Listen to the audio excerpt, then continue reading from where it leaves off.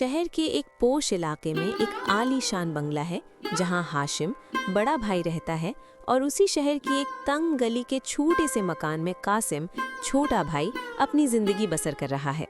ईद का मौका है। कासिम अपने बड़े भाई से मिलने उसके घर पहुंचता है। वो अपने साथ घर की बनी हुई मिठाई लाया है। अस्सलामुअलैकुम भाईजान, ईद मुबारक। मैं आपका छोटा भाई कासिम आया हूँ। कितनी देर हो गई आपकी सूरत देखे हुए। आज ईद का दिन था तो सोचा सारे गिले शिकवे मिटाने के लिए आपकी चौखट पर हाजिर हो जाऊं। बचपन की यादें ताज़ा करने का जी चाह रहा था। वालेकुम अस्सलाम कासिम, तुम फिर इस वक्त आ गए। देख नहीं रहे मैं कितना मसरूफ हूँ। दुबई से क्लाइंट्स आ रहे हैं, मेरे पास इन फजूल बातों के लिए वक्त नहीं है। तुम जानते हो मेरी एक एक मिनट की कीमत लाखों में है। तुम्हारे पास तो वक्त ही वक्त है क्योंकि तुम्हारी जिंदगी में कोई बड़ा मकसद नहीं, लेकिन मेरी दुनिया अलग है। यहाँ ईद भी एक बिजनेस डील की तरह होती है। भाईजान, मैं यहाँ आपका वक्त ज़ाया करने या आपकी दौलत देखने नहीं आया। मैं तो सिर्फ ईद मिलने आया था। ये आपकी पसंदीदा खीर है जो सुगरा यानी कासिम की बीवी ने ख़ास आपके लिए बनाई है।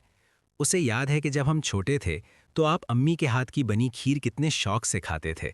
सुगरा ने पूरी रात जागकर इसे इस उम्मीद पर पकाया है कि इसकी मिठास हमारे कड़वे होते रिश्तों में दोबारा मोहब्बत भर देगी। एक बार चख तो लीजिए। ये मिठाइयाँ और खीर अपने पास ही रखो। मेरे बच्चों को ये सस्ती चीज़ें पसंद नहीं। वो तो सिर्फ 5 स्टार होटल का केक खाते हैं। उनका मयार अब बहुत बुलंद हो चुका है। वो तुम्हारे इन छोटे घरों के खानों की खुशबू भी बर्दाश्त नहीं कर सकते। और सुनो, आइंदा बगैर बताए मत आना। मेरे सिक्योरिटी गार्ड्स को भी परेशानी होती है। तुम बस ये पैसे रखो और जाओ यहाँ से। मेरा वक्त ज़ाया मत करो। ये लो 5000 रुपये।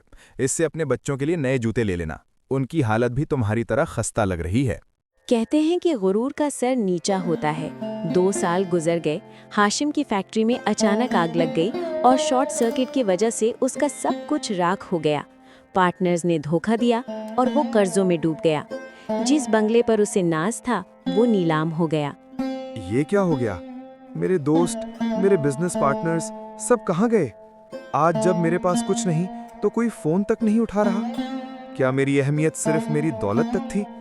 वो लोग जो मेरे तलवे चाटते थे आज मुझे देखकर रास्ता बदल लेते हैं।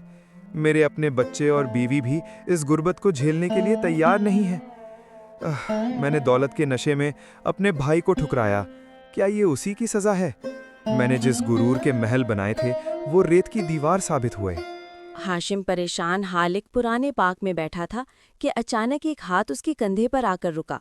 ये कासिम था। भाईजान, आप यहाँ क्या कर रहे हैं? मैंने सारा शहर छान मारा आपको ढूंढने के लिए। जब से मुझे पता चला कि आप मुश्किल में हैं, मेरी रातों की नींद उड़ गई।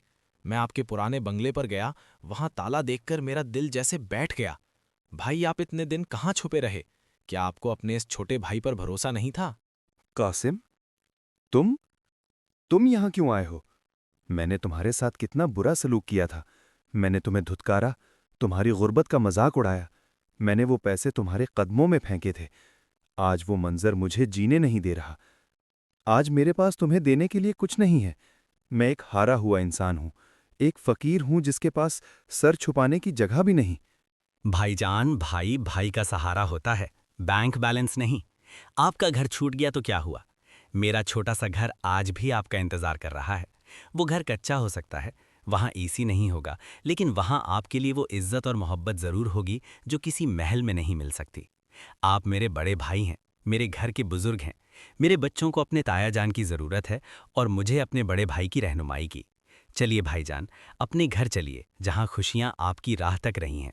इस कहानी से हमें ये सबक मिलता है कि दौलत आनी जानी चीज़ है, लेकिन रिश्ते और खून का ताल्लुक अनमोल होता है।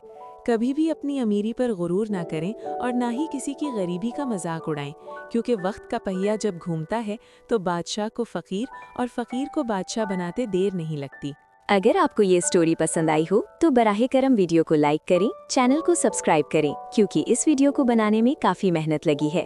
Thanks for watching. Bye bye.